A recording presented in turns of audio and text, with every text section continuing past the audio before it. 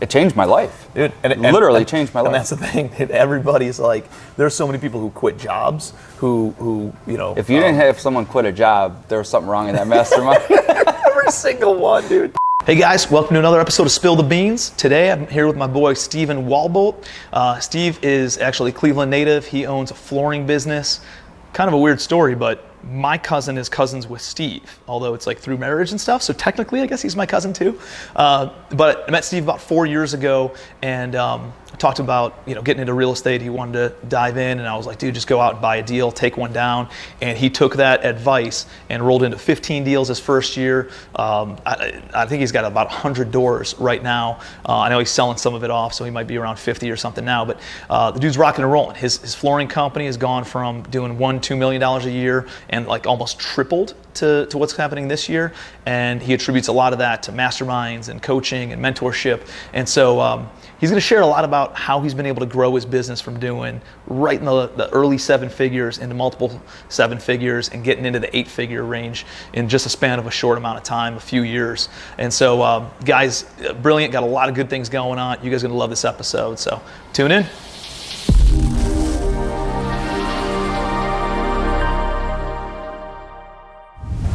Steve Walbolt, how you doing, brother? Good, man. How are you? Good to see you. All right, well, cheers to Yeah, there you go. All right, man.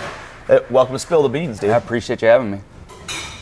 So let's dive right in. We're talking offline a little bit about what's going on in business, what's going on. You're going through some amazing growth, but Yep. it wasn't always that easy, right? No, not at all. Like so let's talk a little bit about kind of what your main business is. Your main business, you have the flooring company. Yep. And we sat down a couple years ago, started talking about real estate. Tell me about what that journey's looked like, just to, so everybody's got kind of a background. Yeah. So I remember sitting at your house. That was 5 years ago now. Was it 5 years ago? That was 5 years ago. No way. 4 or 5 years ago. Probably 4, yeah. Right as I was getting into the flooring industry. And, then I had a partner that we were looking at scaling our real estate too. So we bought basically a failing family flooring company, and it was failing simply because my uncle, he got in a bad car accident back in 2007, left him with some brain damage. He's with us today, he's good. And my cousin and my aunt were trying to take it over, but they didn't have the business side of it. They knew flooring inside and out, didn't have the business mindset. I came from corporate America, so I understood it. Without even realizing it, corporate America was teaching me how to operate a retail business, basically. Yeah. And quite frankly, I got sick of it. I got sick of, being just that robot, and their values were changing. In corporate. In corporate, absolutely. So my cousin Donnie and I, which you know Don, Yep. we sat down, talked, and there's one day I just like, screw it, I left. Like, let's partner, let's go all in on this. And quite frankly, it was so bad. If I would have knew how to look at the books of a company, I probably wouldn't have done it. I'd still probably be in corporate America today. I think that was a huge part of my journey, is not knowing that, because if I knew how to read that, I wouldn't be where I'm at today. So yeah, here we are today. Meaning from too much analysis, it would have paralyzed you and kept you. It would have scared the shit out of me. Yeah. It would have scared me to, nope, I can't do this. And I tell people that from a real estate perspective too. Like, if I told you all the garbage and all the bullshit you would have to go through from dealing with contractors, dealing with sketchy sellers, dealing with private money lenders that bail at the last minute, or people who say that they're going to do something then don't follow through, the joint venture partners, tenants, screwing up the units, the housing court judge not listening to you and not making any sense whatsoever. Like, dude, there's so much stuff that if you knew all of it, you probably wouldn't get into it, right? No. But like, it's not that bad once you start moving through it and you go through but it's like, there's definitely smarter ways to be in business, but the bigger motivator, or not the bigger motivator, but the bigger success piece, the bigger thing that puts you on the path to success is just taking friggin' action. Just going out and doing it. That's what we said when you came and sat down at my house and you're like, hey, I want to get involved in real estate. And I was like, go buy a friggin' house. Well, what about this? It doesn't matter, go buy a house, right? Go buy a friggin' house. And then you guys just did it. So, no, I think that's a really important piece that people need to understand, is like, you just took action, right? You didn't have to know 100% of everything. Obviously, you can mitigate a few more risks that way and understand, but if it's going to paralyze you, like, dude, just jump and you're going to figure it out. I'm telling you, that's half. I'm like, if I didn't go through that, I wouldn't be where I'm at today. And I'm one that just does it and then figures it out later. That's not always a great, way to be, but as long as you're partnered with somebody who's like, well, did you think through this? Did you think through that? Or you got somebody on your team who's like, kind of the voice of reason. Sure. But guys like us, we're like, no, let's take action and we'll figure it out as we go. And we do, right? But we do. Like, I believe enough in myself and my ability to perform and execute on things that I know I'll figure it out and monetize it and generate revenue, right? And you're the same way. You will figure it out one way or another. And part of what I learned to figure out is quit wearing every single hat. Yeah. And I don't think enough people run their real estate business as a true business like we do with our flooring company. Yep. Quite frankly, I'm really not that important in my flooring company anymore. Well, initially you were, right? Initially you were the guy, boots on the ground, taking orders, setting up deliveries, all that kind of stuff. When did it change? Like, when did it grow? When did it turn into a real business? We were on the verge of breaking about $2 million for gross sales, and I'm very overwhelmed. And we're trying to do everything ourselves. How many employees did you have at that time? I think we only had 7. So it was you, Donnie, and then 5 employees? And then we had our subs for install. We had a warehouse manager, 2 salespeople, and then an office assistant. At that point, we're still just wearing so many different hats, trying to figure it out, like, no, we can't afford this, we can't afford this. Well, a mentor of mine, he's like, why aren't you hiring? Like, we can't afford it, that's too much money. So he's like, you need to hire because it's not a $50,000 investment. It could be, just 2 months worth of salary. They're going to show you if they're paying for themselves or not. Yep. Well, what do? We go hire wrong. We hire the cheapest person we could find because we wanted to save on payroll. That probably cost us 10 times more than we'll realize. Yep. I think a lot of people look at payroll as an expense, and it can be if you do it the wrong way. You got to look at that person, what the value is. I actually want to figure out how to pay people more today.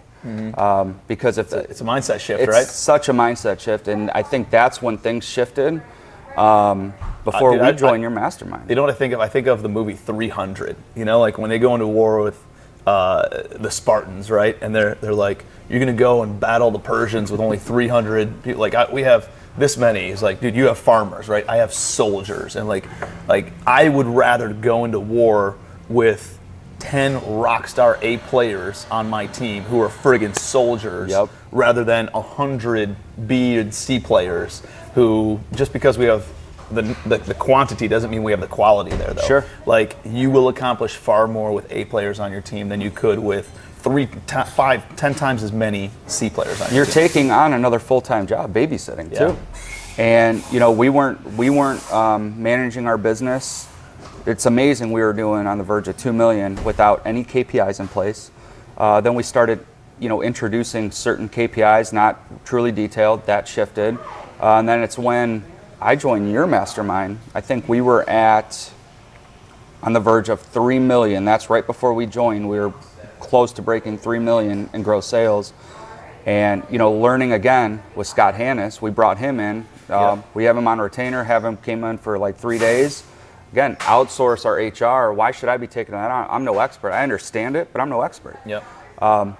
We're today. Where you're big enough where you need it, but where it doesn't make sense to justify bringing on somebody full-time. In-house. That's why it's amazing, like these fractional kind of consultants that you can put on a retainer and utilize their expertise, dude, in order to help you grow your business is remarkable. Dude, most small businesses don't understand. They don't even know that's out there. They don't understand like VAs, how to outsource. Like an HR consultant like Scott, bookkeepers. They think, I can't afford a bookkeeper. Well, yeah, you can. I had a fractional bookkeeper at $200 a month starting out. That's what we had. Yeah. In our real estate. And then it grew, and then all of a sudden it was one day, right, a month, and then it was one day a week, and then it was like, it turned into 2 days a week, and then all of a sudden it's like, let's just bring somebody in full time in-house, and now we have 2 bookkeepers and 3 CPAs and all sorts of stuff. But it's like, you don't need to just jump into hiring all these people. No. You can bring them on a fractional basis, bring them on a part-time basis, and then continuously, gradually increase their hours and the amount of time that you utilize their services until it makes sense to bring them on a full-time. I think a lot of small business owners need to learn how to truly get out of their own way. For sure. Stay in their lane. And that's what I think Donnie and I have learned to just be amazing at is I don't touch his lane at all. Yeah. He doesn't touch mine at all. We have enough trust with our KPIs in place, our meetings. Like, the reality is, even with our store, they don't need me there today. And I used to be embarrassed by going around like, I don't know anything about flooring, man. Yeah. I understand the operations, but I didn't have to know about flooring. Yep.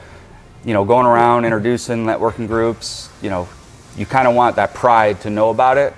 I've learned to envy it now. Like, people ask me today if I'm going to like a chamber meeting. I'm like, I don't know anything about this, but I got a rock star sales manager. I'll connect you with her. Mm-hmm. I've learned to like take that, and it's actually earned me a lot more respect knowing that, because I think a lot of small business owners, they don't have a company, they have a job. Yep. If they go down, their company's gone. Mm-hmm. If I go down, they're they might take a little bit of a hurt for a second, but they're going to bounce right back. The mental part of it, I think, is, but they don't need me anymore. Yep. Like, what would you say you are needed for in the company? I believe today it's the visionary stuff. So I'm always looking at the next thing in the industry, researching it, learning it, and then bringing it to our operations team. Let them implement it. Yeah. Because if I start implementing it, I get in the way, I overthink it, and then the accountability side. I think the accountability side is huge too. Yeah.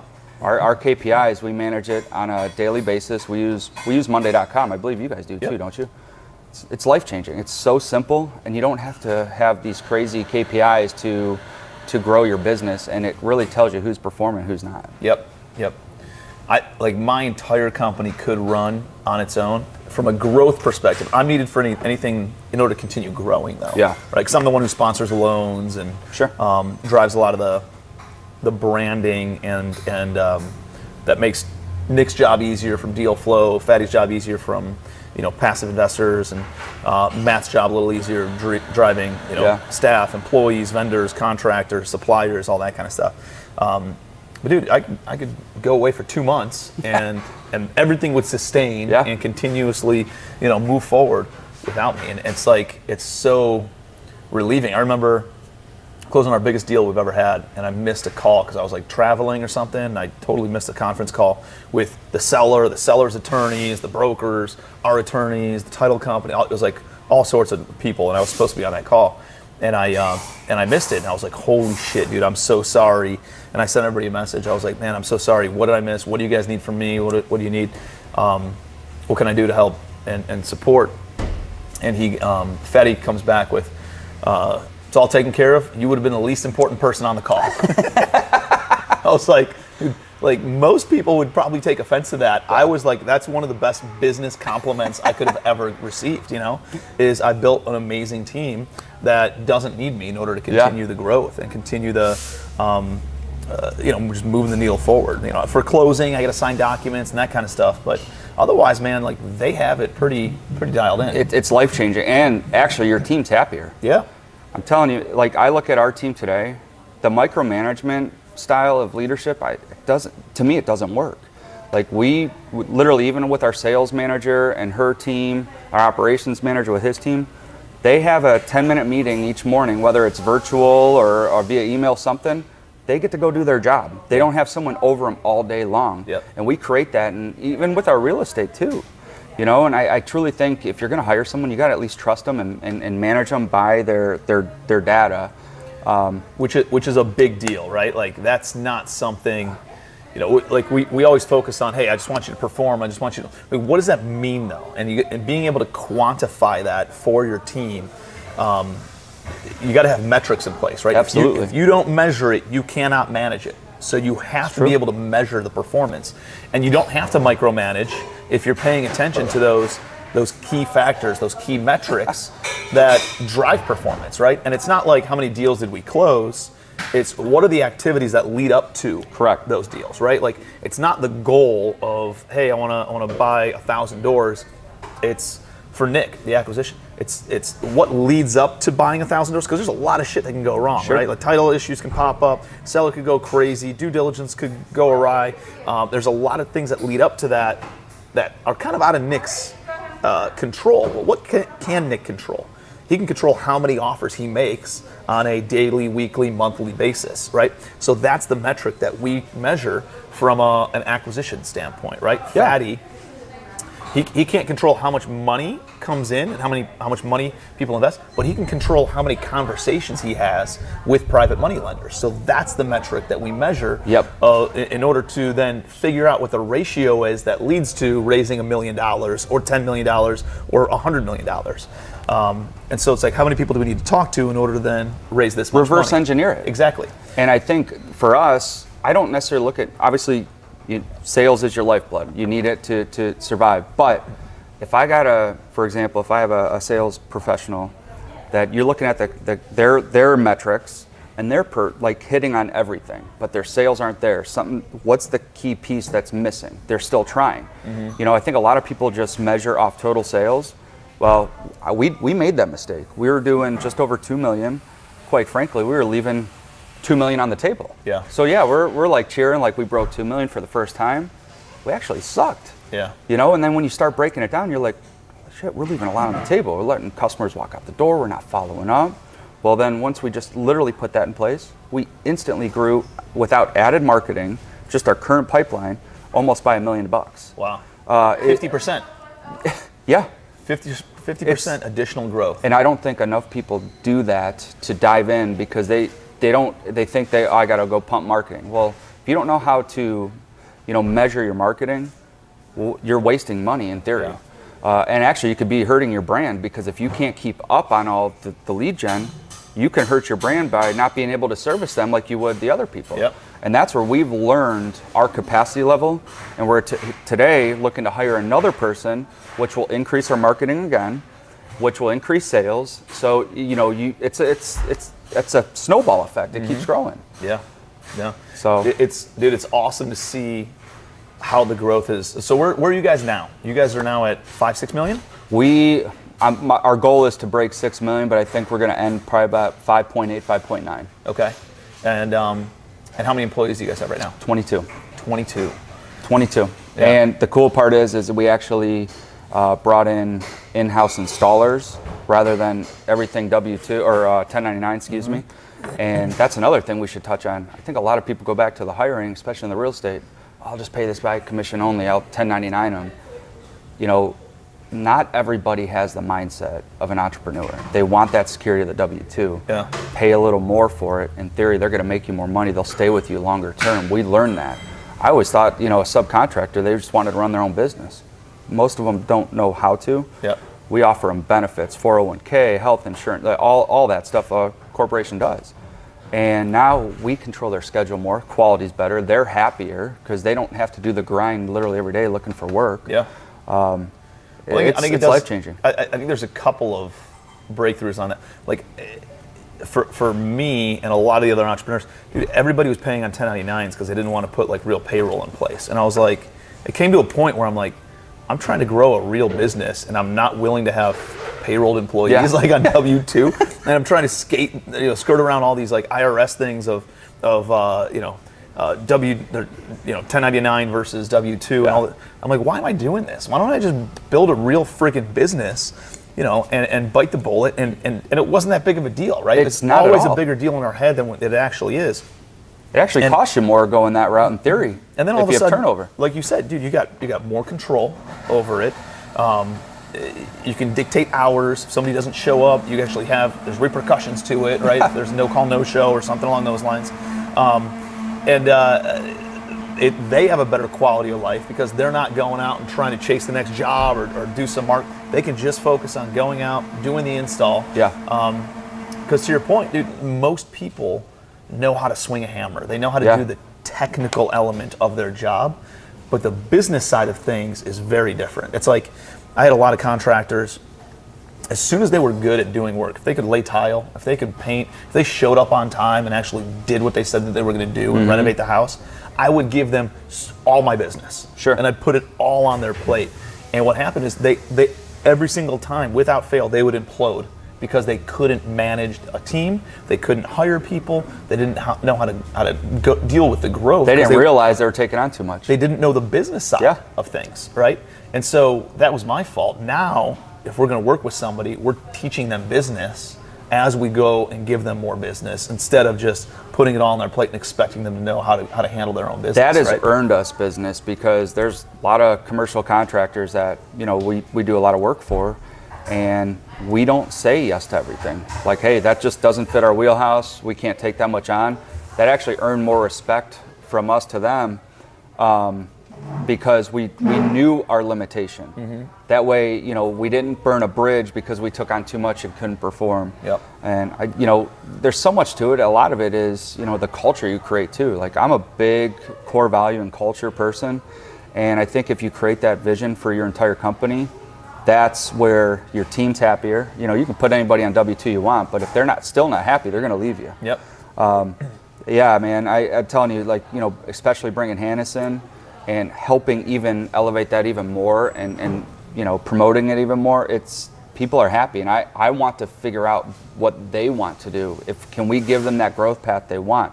Because not everybody else wants to grow, and I think sometimes people tend to force someone in a position they don't want. Mm-hmm. Hey, if they don't want it, leave them in the position they're good at, and then figure out to hire for that other position. Because if you force it, you're going to lose them. For sure, man.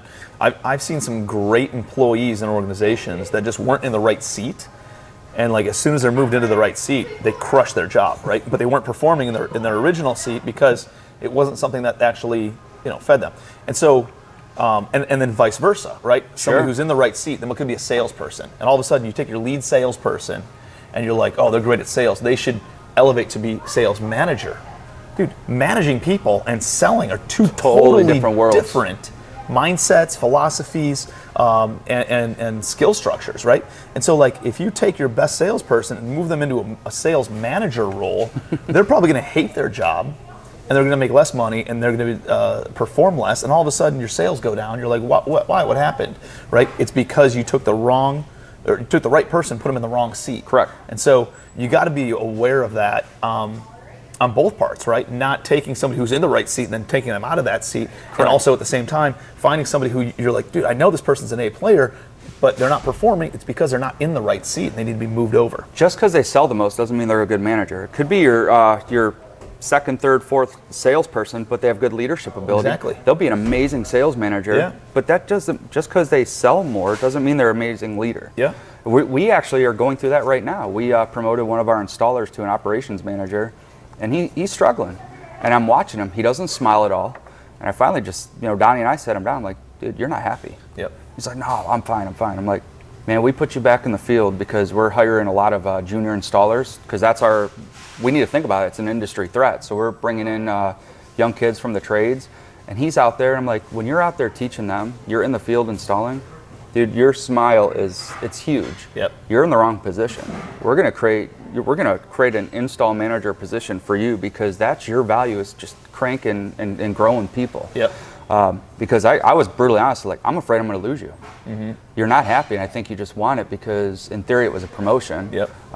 And I think us as leaders need to be able to identify that, so we don't lose a good person because they're in the wrong seat. For sure. How often are you sitting down having conversations with your team about, are you happy? You know, what's going on? How can we help you hit your personal goals, your business goals? So we do stay interviews quarterly. I meet with the management team. What do you mean every by week. stay interview? Well, we call that, actually I learned that from one of my mentors, basically just what you're talking about. Sit them down, get to know them a little bit deeper.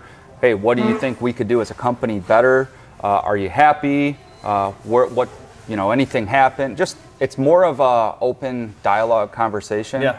Just to see let them vent if they need to, basically. Yeah. And that has been huge. Yeah. For, you know, like for us, through this whole pandemic and trades, I hear a lot of people talking about how, they're struggling hiring, they're this.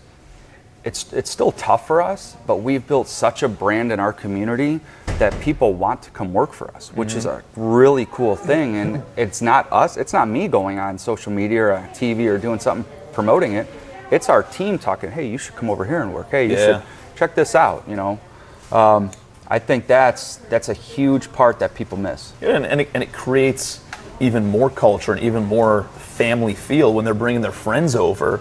Again, people don't quit a job, right? Like they quit their entire team, right? And so they don't want to quit that team. They want to, and it just creates more camaraderie, absolutely, more friendship. Now they're going and working with their friends yeah, and their buddies, and like it just makes it a lot more exciting, a lot more fun for everybody, and there's more loyalty to the company that way.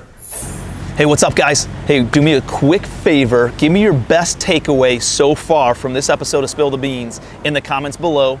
Smash the like button, show me some love, please. And also, share this, subscribe to the channel, so that way you get all the new episodes of Spill the Beans. Appreciate you. Yeah, man, and I contribute a lot of our success to joining Masterminds. Yeah. I mean, when I first met you, I think we were up in Bratz Manor, one of your first ones.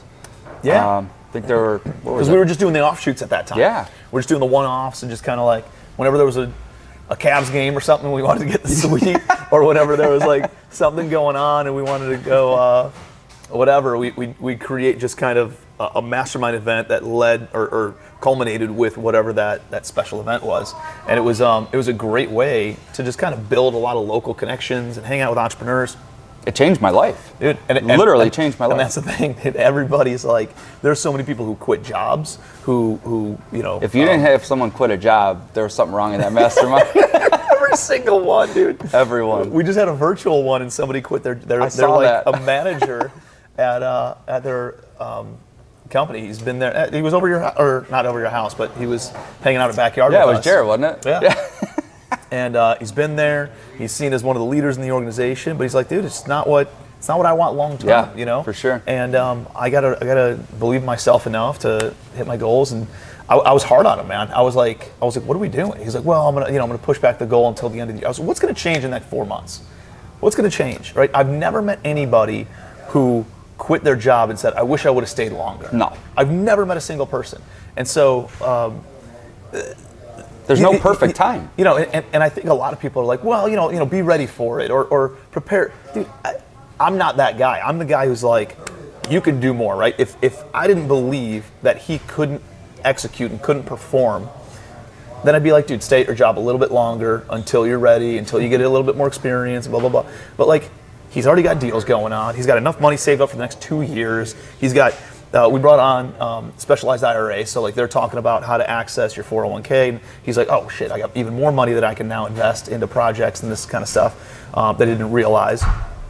And I'm like, what's the worst case scenario? Worst case scenario is you give it 90 days, it doesn't play out the way that you want it to, and you go right back to the job because everybody's hiring. They're going to take you back. If it's not them, the competition's going to hire you. Exactly. Everybody's hiring right now, and they're all looking for A players. And if they don't hire, I'll hire you. You know, like, there you go. Like, you have so many safety nets, and I think a good mentor is like, dude, I believe in you. Like giving them a little bit more confidence, a little bit more belief in themselves, and being able to see them as more than maybe they can see themselves in that moment. You know what I mean? And it's not always, you know, pat on the back. You know, you go get them. You know, whenever you're ready, you'll. Sometimes it's tough love. It's got to be tough love, man. And you know, sometimes it's not your family giving you the best advice, and there's nothing wrong with that because they've never been through it. Well, dude, it's they think it's the best advice because they're trying to keep you safe. Sure. You know. Sure. And not realizing that it's actually hindering you. It's actually holding you back. Dude, my dad. Their intentions are great. For sure. But for sure. You know, my dad told me to go get a job because he knows how shitty it was running a business, right? Like working nonstop and no calls, no shows, and him having to go in on Christmas and fill in for somebody who you know, and now he can't open up presents, so we got to wait until the afternoon to open up gifts, or like, you know, like he knows how difficult it was making payroll and doing all those kinds of things that I didn't even know was going to be an issue. I didn't even know it was going to be a problem. I didn't know it was going to be a hurdle and a struggle in business, you know? And so it's not that they don't want you to succeed. It's that they know how painful it can be being an entrepreneur. But dude, it's like a pendulum, man. The farther you push the pendulum on the side of pain and struggle and difficulty and obstacles, dude, it swings just as hard this way on the side of success and achievement and opportunity and amazing lifestyle. You know what I mean? So like, it's hard to push it this way. So dude, I just push it harder on the struggle side. You have to. And it's going to swing back. Correct. You know? Yeah, man. the mentorships is, I don't think people give enough credit to masterminds and Agreed. paid mastermind. I think once they've been out to a mastermind, everybody's like, holy shit, this is like way, and everybody thinks they want like a one-on-one mentor. Yeah. You know, I'm texting with the dude this morning. He's like, yeah, I don't know, what would it be to be one-on-one? I was like, first of all, man, a one-on-one, I'd have to pay you, or you'd have to pay me so much money where it wouldn't make sense for you. Sure. Secondly, then I gotta over-deliver, right? Because I gotta feel like you're paying me so much friggin' money. Now it puts additional pressure on me. I don't want that additional pressure, right? Not for where I am in life. Even if you paid me, you know, $75,000 a day, it's like, it's just not, I don't want the pressure, right? Because then I gotta feel like I gotta deliver personally. You have questions that you don't even know to ask. You being in a group, in a mastermind setting. Correct. And it's not just one mentor, it's you got 15 mentors in the room, you know? And it just, and now the cost is spread out amongst 15 people, and you know, like there's just more relationships, and some people might be business mentors of yours, and other people might be relationship There's mentors. different expertises in the room. Or health experts, or whatever, for sure. And you know, it's like, there's so much more value in a mastermind than there is in one-on-one mentorship. I would hands down pick a mastermind over one-on-one mentors all day, every day. Dude, you've created such a community. It's amazing. Just, you know, with your team, opening the doors to the team, the members, you know, everything we learn. It's hard to put a price on that, because I look back at where we were last year to this year. For us to invest what we did and to gain millions of dollars in growth, is, who wouldn't do that? It's wild. But again, it goes back to what you originally said. You have to take action. Yeah, you got to take action. You got to believe enough in yourself, right? Yeah. Like, you believed enough in yourself to be like, I know that if we invest 30 G's, we're going to get our return on Correct. investment. Yeah. You know, and like, it's very difficult for somebody, I think, you know, on the onset, to have that, you know, leap of faith without being able to see where they're jumping to. But you know, there's enough success stories now where it's like, oh, if this guy can do it, I can do it, right? If she can do it, I can do it. If, you know, if this 26-year-old can do it, then I can do it. You know, it's like kind of borrowing belief from other people who have already been there and done that, and Sure. then and having a little bit of faith, you know, and believing in yourself, I think, is a big deal. I think that's huge. Yeah. Way more. It doesn't. We know a lot of smart people, but they don't take any action. Yeah. They're actually probably too smart. Yeah. They know so much of everything that they have not started anything. Yeah. Yeah. And they overanalyze. big time. They want to keep going and learning something new and learning new and learn. I'm like, I think there's something to be said if you learn one thing and go all in on it, and once you master that, then branch out in certain ways. Yeah. So I agree. And let's talk about a little bit of your growth. That kind of parlays us into, you know, you guys got into real estate, picked up about 100 doors in a fairly short amount of time. And you're like, well, you know, picked, some of them were great deals, some of them were not great deals. You had to kind of, you had a lot of growth, but now you're refining. Sure. We the sold investment off half our company. portfolio. Sold off half of it. Now you're focusing on growing your core business. Correct. And you're refinancing the other half of your portfolio that you hung on to. And just realizing, like, you can make more money doing this and staying in your lane, and then you can take the cash that you're generating and then passively invest in other opportunities, right? Yeah. I mean, so tell me about what that mindset was, or what was the impetus of all that? So when we came out to Commercial Empire, we bought a shitty 12-unit apartment just because, again, taking action. Learned a lot. It was a terrible, terrible deal. But you took action. Exactly. And the other side of it was we learned a lot from it. Yeah. And learned, you know what? We are experts at the single family game. Yeah. Experts. We got it down to a science. We're trying to take a team that's expert at that and put them in this, where it's a totally different world. It doesn't make sense. So with selling that off, now we're refining that, buying just single families, and with I call it the main driver with my flooring company. That's the cash cow that creates a lot of profit. We can roll those profits when needed into deals like what, for example, with you, and invest passively in the multifamily while continuing to build our single family portfolio. Yeah. And you know, you don't have to stop what you're doing to get involved in real estate. There's a million things to do with that. Yep. Yeah. I think the key takeaway there is, like, it's very difficult to start two businesses, right? And you had your flooring business, you had your single family business, and then you're trying to start a multifamily business. Dude, I was wholesaling, I was flipping, I'm buying single families, buying a small apartments. And it seems like all of them go together, but They don't, right? There's different nuances to every single one of those strategies. And it's good to have a few exit strategies and tools in the tool belt on how to acquire or creatively finance or exit some of these things. But to build a single family portfolio along with a flipping business, along with a multifamily business, along with having a flooring company, it's like you're starting, each one is siloed off on its own business. Yeah, they lean on each other a little bit, but then there's confusion in your own mind. Then there's confusion in your staff's mind. Yep. And nobody was happy. No. Including myself. Yeah. Actually, my now fiance, Christina, we worked together wholesaling, and I told her one day, I'm like, fire me, just quit, because that was her main driver. And it's amazing getting out of her way how she grew, and I learned to say no to a lot of things. And now literally it's our flooring company, which we're pivoting, growing a kitchen and bath division, but because we already have the current clientele and the team, that makes sense. We're not doing windows, for example. It wouldn't make sense for us. And our single family portfolio. Those are the two things now. Everything else is all passive plays. That doesn't take a lot of our time and doesn't disrupt our team. I think that's an incredibly wise and incredibly it's like you can't understand how important that is until you've actually gone through that other stuff, right? And gone through the being spread too thin, having too many businesses, and being like, let's refine.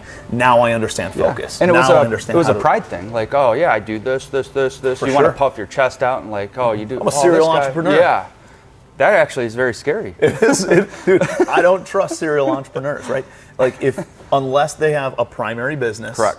Like there's a few. Mark Evans is a great serial entrepreneur, right? He's got 18 different streams of residual income. But he partners with good freaking operators. I know exactly how good he is at putting the right people in place for each one of his businesses, and majority of those plays are completely passive investments, right? He invests passively into syndication deals with me, does some hard money lending, and we do some stuff together on some other capacities. But he's got the right COO heading up, and so I understand he's a serial entrepreneur in its truest sense, right?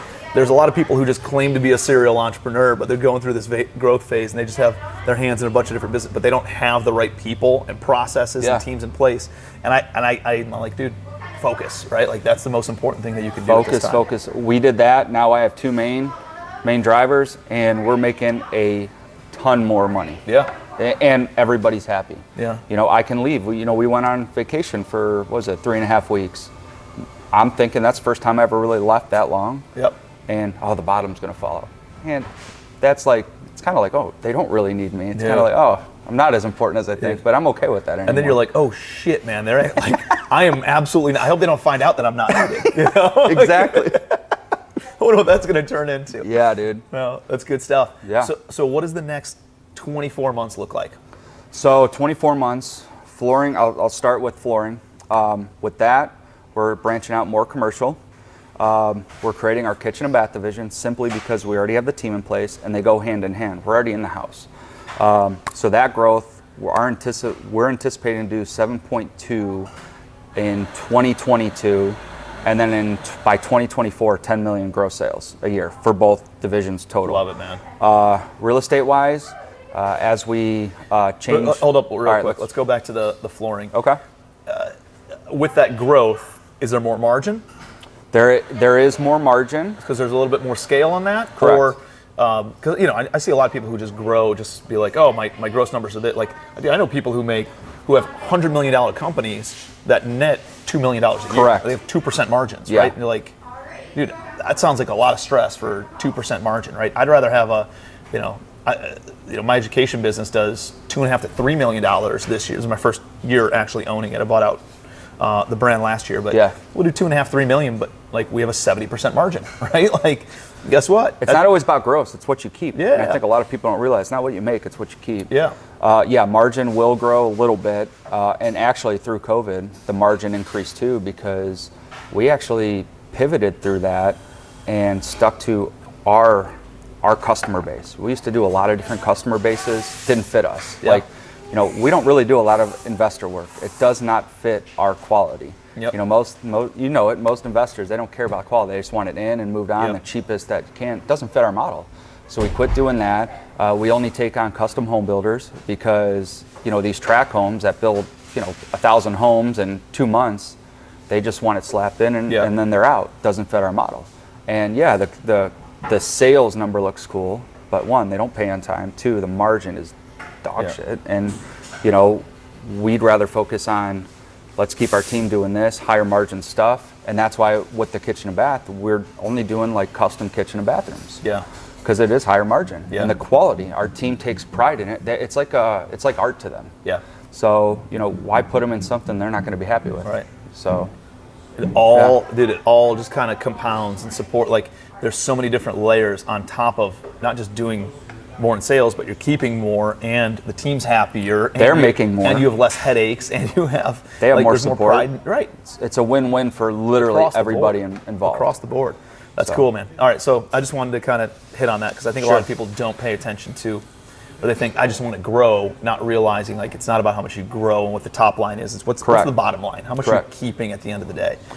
So cool. So 10 million in the next 2 years, 2.5 years in the flooring business. Yep. What about the single family?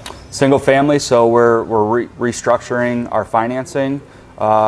By October this year, we should start in buy mode again. Next year. So what are you doing on the refinance structure? So partner with a guy who is just a finance genius. I really don't understand the whole thing. We're going through a bank called Consumers, and he's going for a $3.5 million line of credit, but backed by first lien holder on our single family houses at like a 3.25% interest rate. So they're going to give you a blanket mortgage over all of your properties with some sort of payoff per property. At 3.5%. So it's all cross-collateralized, which is good because it makes it a little bit easier to manage the payments and all that kind of stuff. But it's also bad because if one deal goes south, all of them can be kind of in limbo. But obviously, you're going to figure it out one way or another and support the deals. And the debt service is so cheap. Yeah. Right. I'm sure the LTV is going to be pretty low, and the values are there for the houses. You're buying on a cash flow model too. Yeah. And the debt service coverage ratio is there. It's super tough for me because I've just been buying based off ARV, 75% all in, or even 70 to cover financing, and then riding out the mortgage. He wants houses paid off within 6 years. It's new to me. And listen, I think that's because we were talking offline on this. And let's kind of dive in and reiterate what we were talking about. Is he's a very successful entrepreneur, been around the block, has several local businesses, ton of respect for that, and makes a lot of sense, dude. Where he doesn't want debt on properties for the peace of mind. That's exactly what it is, the peace of mind. I want peace of mind. I don't want to owe anybody anything. Then they can't take anything from me. You still got taxes, you still got insurance, you still got utilities and those kinds of things. But there's no bank loan, and the property should be cash flowing. And from a peace of mind aspect, which cannot really be measured of what is that worth to you, I totally get it. From an economic standpoint, I had this conversation with my brother a couple of weeks ago. From 1960 to 1990, the American dollar was devalued by 75%. I didn't realize that. That's crazy. Dude, what you could buy for $1 back in 1960, it took $4 in 1990 to buy the exact same thing. Okay? Then from 1990 to 2020, they printed more money, right? Like 1960 to 1990, they came off the gold standard. Inflation occurred, the 80s, and then all that stuff was going on where, devalued by 75%.